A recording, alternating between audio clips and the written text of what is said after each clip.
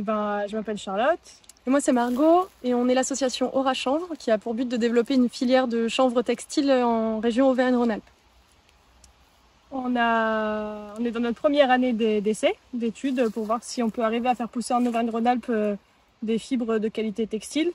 Là, on est sur un champ qu'on a travaillé sur une surface de 3000 mètres carrés. Un tiers d'hectare, en gros. Et on travaille, ça c'est la surface qu'il y a ici, mais on travaille aussi avec d'autres exploitants agricoles pour tester différentes variétés, différentes pratiques agricoles et pour estimer la qualité qu'on peut avoir pour à la fin arriver à faire du tissu qui vient du sol de la région, quoi. Et comme on travaille avec des agriculteurs qui ne savent pas trop non plus comment ça se passe la culture du chanvre, on a fait des essais avec plein de semences différentes pour qu'on puisse tous comparer par rapport à la qualité du terrain, du climat ici, voir ce qui fonctionne le mieux.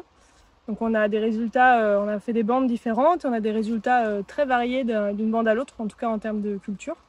On va voir ce que ça donne après en termes de fibres, voilà, comme résultat. Sur le chanvre, en fait, la fibre, elle se situe dans l'écorce de la plante.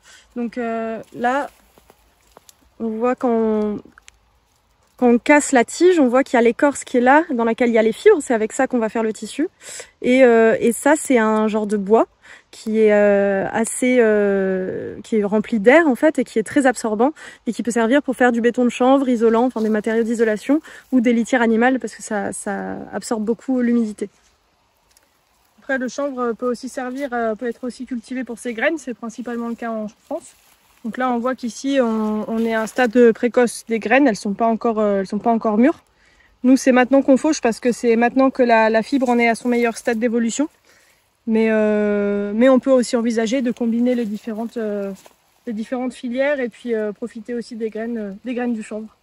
Le chanvre, c'est une plante dans laquelle il n'y a rien qui se perd. Et donc qui a beaucoup d'atouts, et y compris des intérêts au niveau agronomique, parce que c'est une culture qui est étouffante. Donc ça évite d'utiliser des insecticides, des herbicides.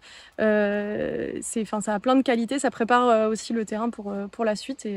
Mais ça, Maison Colombier pourra nous le dire mieux que nous à la fin de la culture et quand ils feront la culture suivante pour voir si le terrain est bien préparé pour la suite, quoi.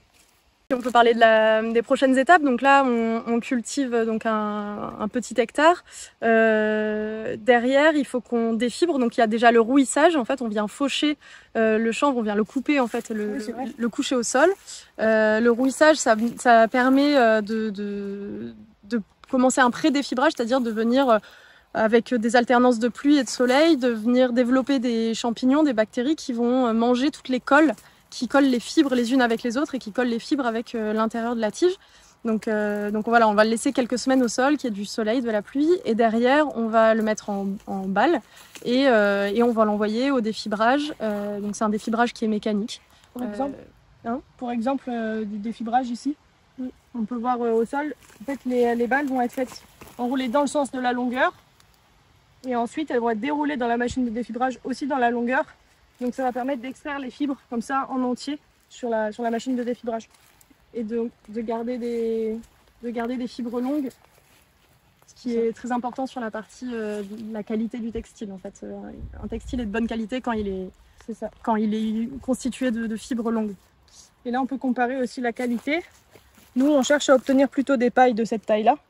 Donc là, on a un exemple ici. Ça, c'est une paille qui est trop épaisse. Donc on doit semer de manière plus dense pour obtenir ce genre de résultat-là, qui est vraiment idéal.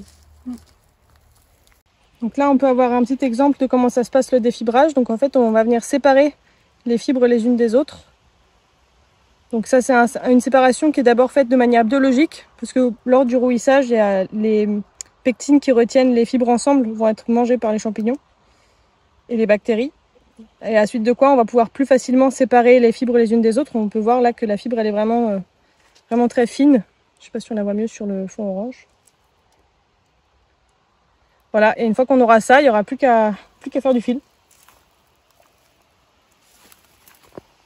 Et bientôt. À bientôt.